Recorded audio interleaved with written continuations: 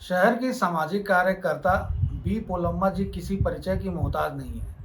B पोलम्मा madam द्वारा पिछले कई वर्षों से महिला उत्थान को लेकर लगातार कार्य किया जाता रहा है, जो आज भी अनवरत जारी है। इनके कार्यों की वजह से इन्हें विभिन्न राष्ट्रीय स्तर के पुरस्कारों से नवाजा जा चुका है। बी पोलम्मा की बदौलत आज कई महिलाएं शहरी क्षेत्रों के अलावा ग्रामीण क्षेत्रों की अनेक महिलाएं जो हैं, कामकाजी महिलाएं, घरेलू महिलाएं आज स्वयं के रोजगार से जुड़ चुकी हैं और अपने पैरों पर खड़ी हैं। तो इनके द्वारा समाज सेवा से जुड़े विभिन्न कार्यों के अलावा महिला उत्थान को लेकर के इनके मन में क्या सोचा है, कब से इनके द्वारा कार्य को शुरू किया गया, इन तमाम चीज़ों की जानकारी देने के लिए हमारे साथ मौजूद हैं बी पोलम्मा जी। आइए हम उन्हीं से चर्चा करते हैं। मैडम, कॉइन मीडिया न्यूज़ में आपका स्वागत है। मैडम, सबसे पहला सवाल एक ये आता है, क्योंकि समाज सेवा के क्षेत्र में आप काफ़ी लंबे अरसे से जुड़ी हुई हैं। इसी दौरान कई महिला संगठन आपके द्वारा तैयार किए गए, महिलाओं को रोजगार से जोड़ने, जो महिलाएं जो घर से निकलना नहीं पसंद करती, उनको आपने रोजगार से जोड़ा। कई चीज़ें ऐसे स्वरोजगार मूलक चीज़ें सिखाई। तो मैडम, इसकी शुरुआत कब से हुई और इसके पीछे आपका उद्देश्य क्या रहा? चूँकि मैं भी एक बहुत ही श्रमिक क्षेत्र से मेरा बचपना बीता है, तो इसलिए हम बचपन से ही यहाँ की जो मूलभूत सुविधाएं हो गई, तो उनको लेकर के हम लोगों ने बहुत अधिक परेशानियों को झेला है। तो ये तमाम जो समस्याएं हैं, उससे मैं अपने बचपन से ही देखते हुए आ रही हूँ। तो कहीं न कहीं मन में एक ये था कि क्या हम इन छोटी-मोटी समस्याओं से उठ नहीं पाएँगे क्या? ये सवाल जो है बचपन से ही दिमाग में कहीं न कहीं बैठा हुआ था। तो इन्हीं चीज़ों को लेकर के जब सन 1990 में हमारे इस ज़िले में जब साक्षरता अभियान शुरू हुआ, दुर्ग ज़िले में, तो ऐसे हमने साक्षरता मसाल के माध्यम से मैंने एक छोटी-सी शुरुआत की थी, क्योंकि ये हमारा श्रमिक क्षेत्र है। यहाँ सबसे पहले तो 90 में तो यहाँ तो शिक्षा का तो 10% भी ना के बराबर था। तो शिक्षा को लेकर के सबसे पहले बहुत ज़रूरी था कि हम एक अलग जगह, क्योंकि 90 में तो मैं स्वयं 18 वर्ष के आसपास का तो मेरा खुद का उम्र था। तो हम लोगों ने जो है उस समय साक्षरता की मिसाल लिए ही हमने माननीय श्री डी.एन. शर्मा सर के नेतृत्व में जो है हमने इस काम को शुरू किया। तो लगातार 90 से लेकर के और आज ये 2024, इन 34 सालों से लगातार हमारा एक संघर्ष रहा है कि हम सबसे पहले तो हम लोगों को शिक्षित करें, क्योंकि जब व्यक्ति शिक्षित होगा तो उसकी सोच बदलेगी तो कहीं न कहीं समाज में पॉजिटिव लोगों के विचार आएगा। क्योंकि जो भेदभाव जो हमारा जो शुरू था लड़का और लड़की को लेकर के, और उससे भी बड़ी भेदभाव थी शिक्षा। लड़के को भी पढ़ाएँगे, लड़की को पढ़ाएँगे और साथ में उनका शादी करेंगे तो दहेज देना है, तो लड़की के पीछे दुगना खर्चा क्यों करें? ये बहुत मतलब दिमाग में सबके इसमें बैठा हुआ था कि लड़कियों को इसीलिए लोग पढ़ाते नहीं थे। तो इस वजह से क्या है, पहले हम कुछ महिलाओं को जो है हमने साक्षर करने की कोशिश की, क्योंकि सभी का एक ही काम था कि अंगूठा लगाना है। तो किस चीज़ में अंगूठा लगा रहे हैं वो भी नहीं पता। तो हम लोगों ने पहले उन्हें अक्षर ज्ञान के माध्यम से लोगों को पहले शिक्षित किए। शिक्षित करने के बाद उन महिलाओं को जो है हमने प्रौढ़ शिक्षा के तहत में 5वीं की कुछ महिलाओं को हमने तैयार किया परीक्षा में बैठाने के लिए। तो बहुत ये खुशी की बात है कि कैंप की महिलाएं सेक्टर 7 की जो बीएसपी स्कूल, जो प्राइमरी स्कूल है कल्याण कॉलेज के पास में, वहाँ जा कर के इन महिलाओं ने 98 में परीक्षा दी थी।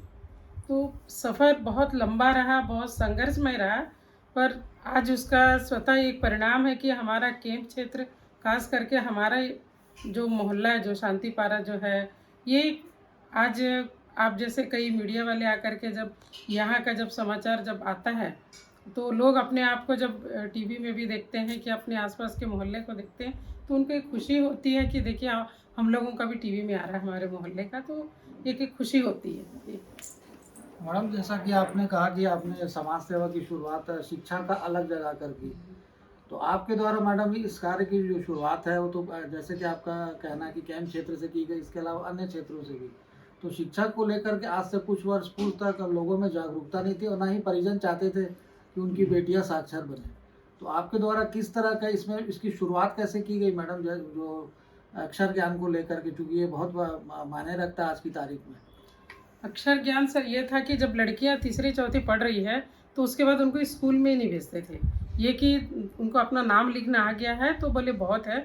तो क्योंकि यहाँ श्रमिक क्षेत्र है, माँ और पिता दोनों काम करने जाते हैं, तो अपने जो छोटे भाई बहन हैं उनकी देखरेख करने के लिए जो है सबसे पहले वो मतलब ये समझ लीजिए लड़कियों की जो शिक्षा है उसका बलि चढ़ जाता है कि अब इनको आगे पढ़ना ही नहीं है।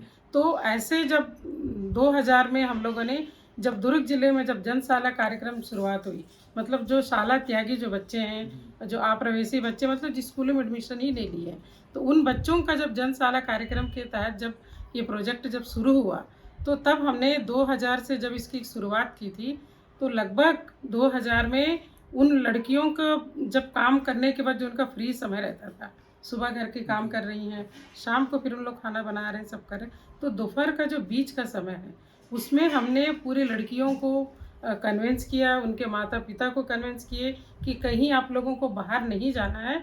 तो इसको जो है हम अपने ही क्षेत्र में सबसे पहले तो इसकी शुरुआत हमने अपने घर से की। अपने चूँकि मेरा घर पूरा झोपड़ी था, उसके एक पार्ट में जो है मेरा ये क्लासेस चलती थी। तो उसकी जो देख करके जब यहाँ के जो पार्षद थे श्री राजेंद्र सिंह अरोरा जी, उन्होंने उस चीज़ को देख करके, चूँकि लड़कियाँ थी कहीं बाहर जाना पसंद नहीं करते, 2000 में ये पूरा जो कैंप क्षेत्र है पूरा मतलब जंगल जैसा था। अब मतलब तमाम जो परेशानियाँ थी उनको देखते हुए उन्होंने जो हमारे जो पार्षद जो थे भैया, उन्होंने यहीं पर एक मोहल्ले में जैसे उन्होंने एक मकान को लेकर के उसको एक भवन बना करके दिए। तो ये 2003 में उन्होंने जब वो जो भवन बना करके दिए, तो उस समय से लेकर के अभी तक हमने करीब 2005 तक 2000 से ज़्यादा लड़कियों को हम जैसे 3-4 घंटे के जो क्लासेस लगा करके उसमें सभी प्रकार के बच्चे थे, कोई दूसरी ग्राफोट वाला, कोई तीसरी है, कोई चौथी है। तो इन सभी सभी बच्चियों का जो है एक ही समय में क्लास लगाते थे और इसको बोलते थे, उसका एक नाम दिया गया था प्रेरणा वैकल्पिक विद्यालय।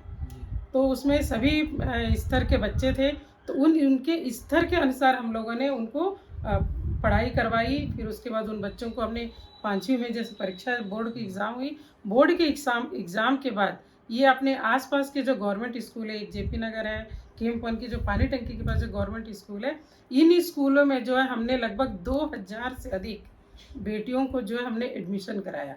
और ये एक हमें आज बहुत खुशी होती है कि कुछ लड़कियां ऐसी हैं जिन्होंने या नेट में जैसे एग्ज़ाम के क्लियर किए हैं।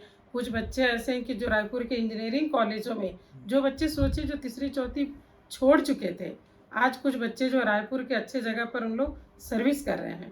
बहुत सारी लड़कियां हैं जो 10वीं के बाद बायो लेकर के जो कोई फार्मेसी का कोर्स किया है, कोई एक्सरे का कोर्स करके ये बच्चियां जो है बहुत सारे भी शंकरा विद्यालय जो मेडिकल कॉलेज है वहाँ पर कर रही है। अभी कुछ दिन पहले ही मुझे 2-3 जैसे बच्चियाँ मिली, मैं तो खैर नहीं पहचान पाई।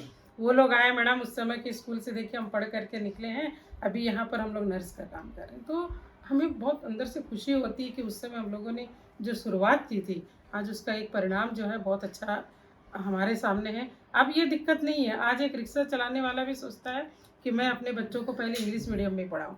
तो ये जो शिक्षा का अलग जगाने के लिए आज से 30 साल पहले हम लोगों को जो मेहनत करनी पड़ी, तो एक अच्छा सुखद अनुभव है। साक्षरता के बैनर तले हम लोगों ने 2000 से अधिक लड़कियां, हम सोच करके भी हमको बहुत दुख होता है कि इन बच्चियों का फ्यूचर कहाँ जाता है। पहले कैंप क्षेत्र में हम देखेंगे कि घरों में काम करने के लिए मुझे बहुत सारे लोगों का कॉल आता था कि मैडम घर के जैसे काम के लिए बच्चियाँ मिल जाएंगी क्या। तो हम लोग बहुत लोगों को उस समय दिए हैं, बट हमारे ये जो कोशिश का प्रयास ये रहा है, अगर माँ अगर मेड का काम करते आई हैं, तो आज वो बच्चियाँ मेड का काम नहीं कर रही हैं। सभी बच्चियाँ जो है 12वीं पास हैं, बहुत सारी बच्चियाँ कॉलेज पास है, तो उन लोग किसी ना किसी अच्छे जगह पर काम कर रही हैं, महीने का 10-12 हज़ार रुपये कमा रही हैं। तो ये हमें भी खुशी होती है, उस माँ को भी बहुत खुशी होती है कि अब मेरी बच्ची जो है मेरे जैसे कम से कम लोगों के घरों पर झूठे बर्तन तो नहीं धोएगी। तो ये एक सोच के साथ हम लोगों ने जो काम किया, आज ये हमें खुशी होती है कि आज हमारे कैंप क्षेत्र से अब लोगों के घरों में काम करने के लिए कोई लड़कियां नहीं जाती हैं, क्योंकि सभी लड़कियां शिक्षित होकर के अच्छे जगहों पर काम कर रही हैं, चाहे कोई कंप्यूटर में कर रही हैं या फिर किसी ऑफिस में काम कर रही हैं या दूसरे ऑफिसों में जैसे काम कर रही हैं। बहुत सारी लड़कियां तो अपने खुद की चॉइस सेंटर खोल करके काम कर रही हैं, बट कोई किसी के घर में मेड का काम करने के लिए अभी हमारे कैंप क्षेत्र से कोई 3-4-5 सालों में कोई बच्ची अभी काम करने नहीं जा रही है। मैडम देखिए, जैसा कि आपने बताया, आपके संघर्ष की वजह से आज देखा जाए, जैसा कि आपका कहना है कि कई लड़कियां रोजगार से जुड़ी हैं, कोई चॉइस सेंटर का संचालन कर रही है, तो कहीं कोई सर्विस कर रही है, बहुत बड़ी उपलब्धि रही है आपकी। मैडम, आप दूसरे सवाल में आते हैं, चूँकि शिक्षा की अलग जगाने के उपरांत आपके मन में ये विचार कब आया कि रोजगार मूलक कार्यों की शुरुआत की जाए, जिसकी वजह से घरेलू महिलाओं को आज देखने को मिल रहा है, कई जगह आपकी संस्था के द्वारा रोजगार मूलक कार्यों का संचालन किया जाता है, जिसकी मॉनिटरिंग आपके द्वारा निरंतर की जाती है। इसके लिए कुछ महिलाएं भी आपके साथ सक्रिय रूप से भूमिका निभा रही हैं। तो किस तरह के और किन किन रोजगार मूलक कार्यों का संचालन किया जा रहा है मैडम वर्तमान में? कुछ महिलाएं जो है एकदम जैसे तीसरी चौथी पास है, तो उनको बहुत अच्छा खाना बनाने आता है। तो कुछ महिलाएं जो है अपने स्वरोजगार के लिए जैसे घर से ही इडली डोसा वगैरह बनाने का काम कर रही हैं, तो वो वैसे करके बहुत अच्छा इनकम ले रही हैं, जी। है ना। और कुछ लोग हैं जैसे जिनको सिलाई बहुत अच्छा आता है, तो वो सिलाई कर रही हैं।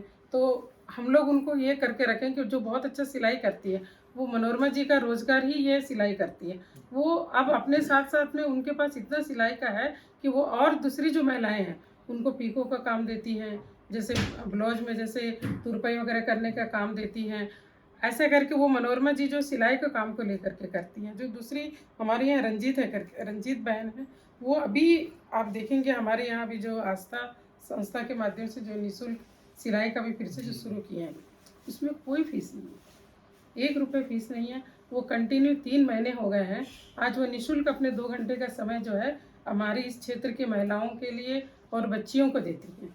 चूँकि अब वो सभी बच्चियाँ जो है 12वीं के बाद अभी कॉलेज भी कर रही हैं, क्योंकि हमने सभी बच्चियों से ये कहा है कि आप लोग शिक्षा को मत मत रोकना। पहले क्या है 12वीं पढ़ लिए, बहुत पढ़ लिया ऐसे लगता था, बट आज आप पोस्ट ग्रेजुएशन भी कर लोगे तो उतना शिक्षा नहीं के बराबर हो गया है। तो हम सभी बच्चियों को यही बोलते हैं कि आप लोग अपना शिक्षा को मत रोकिए। तो बहुत अच्छी बात है कि यहाँ पर हमारे वैशाली नगर में शासकीय महाविद्यालय खुलने से बच्चों को कम फीस में 1000-1200 रुपये में जो है वो साल भर की पढ़ाई कर लेते हैं। तो आज वैशाली नगर की जब हम स्ट्रेंथ देखेंगे तो 75% जो है लड़कियों की स्ट्रेंथ है। तो वो सभी बच्चियां जो हमारे इधर केम क्षेत्र की जो बच्चियां हैं, श्रमिक क्षेत्र की, वो सभी वैशाली नगर के कॉलेज में पढ़ाई कर रही हैं। उनके साथ साथ में उनको रंजीत जो है सिलाई सिखाने का काम कर रही हैं, वो भी निःशुल्क। 1 रुपये वो कोई फीस नहीं लेती, किसी प्रकार का कोई पेमेंट नहीं है। अगर वही बाहर जाएंगे तो उनका महीने का 400-500 रुपये लगेगा। अगर हम 100 रुपये भी करेंगे तो मुझे पता है कहीं ना कहीं कुछ बच्चियों का आना बंद हो जाएगा, क्योंकि उनके लिए 100 रुपये भी बड़ी बात है, क्योंकि मदर और दोनों काम करने जाते हैं।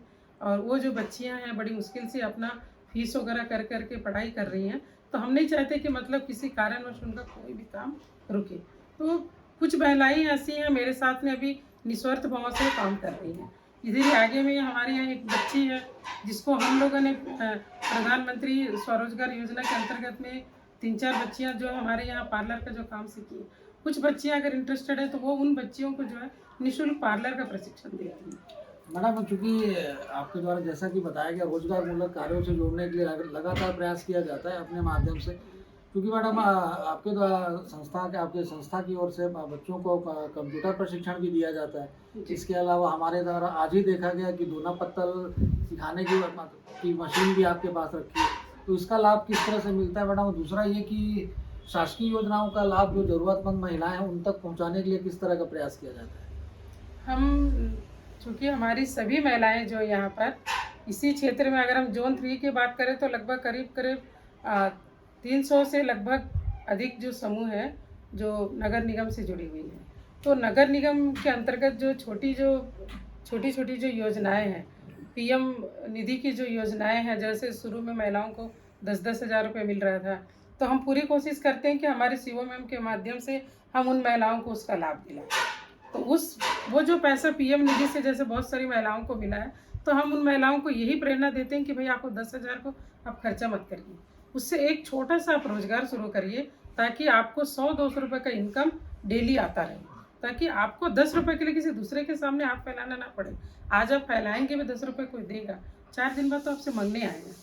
बट आप जब 10 रुपये कमाने की जो आदत अपने में आप डालेंगे तो वो आपको स्व प्रेरणा देगा और आपको अंदर से खुशी देगी कि आप 10 रुपये चाहे अपने पति से मांगे, चाहे पिता से मांगे, चाहे भाई से मांगे, अगर वो 10 रुपये आप खुद कमा रही है तो तो आप अपने पैरों पर खड़िए। आपको अगर कोई सामान लेना है तो आपको दूसरे को ताकना नहीं पड़ेगा, आप स्वयं ले सकती हैं, अपने बच्चों का फीस भर सकती हैं। इस प्रकार की जब मोटिवेशनल जब बातें हम लोग उनके साथ में बैठ करके करते हैं तो उनको खुशी होती है। आज दोना पत्तल का जो मशीन आप देख रहे हैं वो संगीता ने अपने खुद के पैसे से डाला, हमने उन्हें पैसे से वो नहीं किया है, बट हम उनके पीछे खड़े रहते हैं कि आप लोगों को कहीं दिक्कत आएगी तो हम वहाँ पर हम खड़े हैं, हमारे साथ शिवा मैम खड़ी, पूरा नगर निगम खड़ा है। हम इस प्रकार से लोगों को मोटिवेशन देते हैं।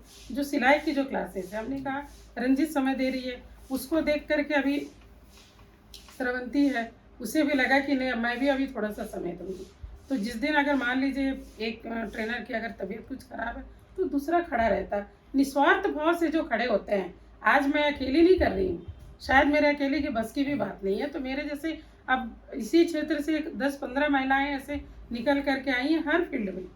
हम बोलेंगे कि अगर कोई पार्लर सीखने वाली बच्ची है तो वो है, तो कोई सिलाई सीखने वाले हैं तो वो भी हमारे पास है, किसी को अगर कंप्यूटर सीखना है तो उसके लिए भी है। मतलब अब हम ऐसा लग रहा है कि आज की डेट में जिसकी ज़रूरत है उसकी शुरुआत कर रहे हैं, तो उसको साथ देने के लिए बहुत सारे लोग खड़े हो रहे हैं, क्योंकि मानदेय हम कहाँ से देंगे, क्योंकि हमारे पास भी किसी भी प्रकार का अभी तक शासन से ऐसा कभी हम लोगों को कोई फंडिंग नहीं मिली है, या किसी अन्य किसी संस्था ने भी हमें, ऐसा नहीं है कि किसी ने 10-15 हज़ार रुपये का हमको मदद की है, वैसा कुछ भी नहीं है। जो भी हम लोग यहाँ शुरू करते हैं अपने खुद के जो पैसे हैं, हम लोग जो समूह में जो जमा करते हैं उन्हीं पैसों से ही हम लोग काम करते हैं। कभी भी हम लोग किसी जनप्रतिनिधि से जा करके हम लोगों ने हाथ नहीं फैलाया, कुछ नहीं किया है। जनप्रतिनिधि के नाम से सिर्फ और सिर्फ हमको वो भवन बना करके सिर्फ हमको इस क्षेत्र के पार्षद ने बना करके दिया है, उसके अलावा हमें और किसी प्रकार का कोई भी लाभ नहीं मिला है। अभी जो मशीनें हैं वो आस्था संस्था, जैसे आप लोग जानते हैं सेक्टर 2 में है, वो प्रकाश गेड़ाम भैया के को लगा कि दीदी कैंप में बहुत करती हैं, तो दीदी यहाँ पर एक सिलाई का सेंटर आप लोग शुरू कर सकते हैं। मैं बोली भैया बिल्कुल स्वागत है, कर सकते हैं, महिलाएं हैं, अगर अपने छोटे से प्रयास अगर कुछ अच्छा काम हो सकता है तो उसको हम जरूर करेंगे। तो मैडम, जैसा कि अभी देखने को मिल रहा है कि आपके घर में हम बैठे हैं, यहाँ पे कई सारे आपको पुरस्कार मिले हैं, प्रशस्ति पत्र रखे हुए हैं, शील्डें रखी हुई है मैडम। और दूसरी चीज़ ये कि आपको लिखने का भी काफ़ी शौक है, अब तो आप किन विषयों पर मैडम लिखती हैं जिससे लोगों को प्रोत्साहन मिले? मैं सिर्फ महिला सशक्तिकरण को लेकर के मेरे मन में शुरू से ही है कि कोई भी बच्चियां जो है वो किसी भी प्रकार के आज के इस समय में वो दुखी ना हो। उनके मन में आज भी हम लोग यही बोलते हैं कि पुरुष प्रधान देश है, पुरुषों के बगैर महिलाएं अधूरी। अगर हम शास्त्र उठा करके भी देखें, कुछ भी करें, तो महिलाओं के बगैर पुरुष अधूरा है, पुरुष के बगैर महिलाएं अधूरी नहीं है। इस चीज़ को हम एक साबित करना चाहते हैं। हमारा विरोध पुरुषों का बुराई करना या पुरुषों के ऊपर जाने का उद्देश्य हमारा कतई नहीं, बट कई ऐसे जो पुरुष हैं जिनको ये लगता है कि उनके बगैर महिलाएं कुछ नहीं कर सकती, उनको सिर्फ हमारा एक छोटा सा प्रयास है, आपके बगैर भी महिलाएं बहुत कुछ कर सकती हैं, आपके घर की बहू बहन भी कर सकती है, आपकी पत्नी भी कर सकती है, सब कर सकते हैं। अगर आप लोगों को मदद मिलती है तो वेरी गुड, बहुत अच्छी बात है, उनको काम करने के लिए और दुगनी उत्साह मिलेगा। अगर नहीं मिलता है कम उत्साह से करेगी, पर करेगी जरूर, क्योंकि उसे उनके पैरों पर खड़े होने के लिए कुछ भी करना पड़े। तो हम जैसे अब बहुत सारी संस्थाएं आगे हैं, बहुत सारी महिलाएं आगे आ रही है, शासन आगे आ रहा है, तो हम लोग इन चीज़ों से अभी अब डरते नहीं हैं, अब बिंदास होकर के अपनी बातें रखते हैं। हाँ, जहाँ पर हमारी कुछ बहनें अगर गलत होती है तो हम लोग खुद ही उनको ठोकते हैं कि ऐसा नहीं करना है। तो सच्चाई के लिए जहाँ भी खड़े रहना पड़े तो वहाँ खड़े होने में हमें कोई दिक्कत नहीं होती। मैडम, जो हमारी महिला दर्शक आपका ये कार्यक्रम देख रही है, आपका इंटरव्यू देख रही हैं, आप उनके लिए क्या कहना चाहेंगे? बस इतना ही कहना चाहूँगी, आप कभी किसी के साथ गलत मत करिए। अगर आपके साथ गलत हो रहा है तो गलत को सहना भी मत, क्योंकि गलत सहने वाला गलत करने वाले से भी बड़ा गुनाहगार होता है। आपके साथ गलत हो रहा है तो आप बिल्कुल आवाज़ उठाइए। अगर किसी महिला के साथ में अगर कुछ गलत हो रहा है तो उसके लिए आप जैसे 10 महिलाएं खड़े होइए, ताकि गलत करने वाला भी डरे और जो महिलाएं जो सहती है चुपचाप घर में रह करके, उनको भी कुछ हिम्मत मिले कि मैं अगर गलत के साथ अगर आवाज़ उठा रही हूँ तो मेरे जैसे कई बहनें मेरे साथ खड़ी हैं। ये थी हमारे साथ समाज सेवी बी पोलम्मा जी, जिन्होंने अपने समाज सेवा के कार्यों की शुरुआत आज से कई वर्ष पूर्व की थी, वो भी शिक्षा की अलग जगह कर। उस समय ऐसी स्थिति निर्मित थी कि जो माता पिता हैं वो अपनी बच्चियों को, जैसा कि मैडम का कहना है कि अपनी बच्चियों को बाहर निकलना पसंद नहीं करना चाहते थे। और दूसरा ही ना, उन्हें सिर्फ इतना ही माता पिता की उस दौरान इतनी इच्छा रहती थी कि अपनी उनकी जो बच्चियां हैं वो केवल अपना सिग्नेचर करने तक लिख पढ़ ले। इस चीज़ को गंभीरता से लेते हुए पुलम्मा जी द्वारा इस शिक्षा की अलग जगाने को लेकर के अपनी महिला मित्रों के साथ प्रयास किया गया। पूरे कैंप क्षेत्र के, पूरे वैशाली नगर विधानसभा क्षेत्र की महिलाओं को जागरूक करने का इनके द्वारा बीड़ा उठाया गया। जो महिलाओं के बच्चियों के जो परिजन थे उन तक जाकर उनसे चर्चा की गई कि अपनी बच्चियों को स्कूलों में भेजें, जिनकी वजह से, जैसा कि मैडम ने बताया, 2000 बच्चियों को शिक्षित किया गया। और आज वो बच्चियां विभिन्न पदों पर कार्यरत है। कुछ स्वयं का व्यापार कर रही हैं, तो कोई कहीं किसी संस्था में कार्यरत है। और आज भी पुलम्मा जी द्वारा अपने इस कार्य को निर्बाध गति से जारी रखा गया है। लगातार इनके पास महिलाओं का जो समूह प्रशिक्षण लेने को आता है, कई ऐसी महिलाएं प्रशिक्षित महिलाएं इनके साथ जुड़ी हुई है, जो विभिन्न चीज़ों का प्रशिक्षण देती है। सिलाई कढ़ाई से लेकर अन्य जो चीज़ महिला उत्थान को लेकर के, महिलाओं को रोजगार से जोड़ने को लेकर के जो चीज़ें भी सिखाई जा सकती, इनके द्वारा प्रशिक्षण दिया जाता है, वो भी पूरी तरह से निःशुल्क है। इस कार्य में इनके नगर निगम प्रशासन से भी इन्हें भी लगातार सहयोग प्राप्त होता रहता है। तो निश्चित ही ये सराहनीय कार्य है, जिनकी बदौलत, पुलम्मा जी की बदौलत, आज महिलाएं स्वरोजगार मूल्य कार्यों से जुड़कर अपने परिवार के भरण पोषण में अपना सहयोग बेहतर ढंग से प्रदान कर रही हैं। कोइन मीडिया न्यूज़ के लिए संजय दुबे।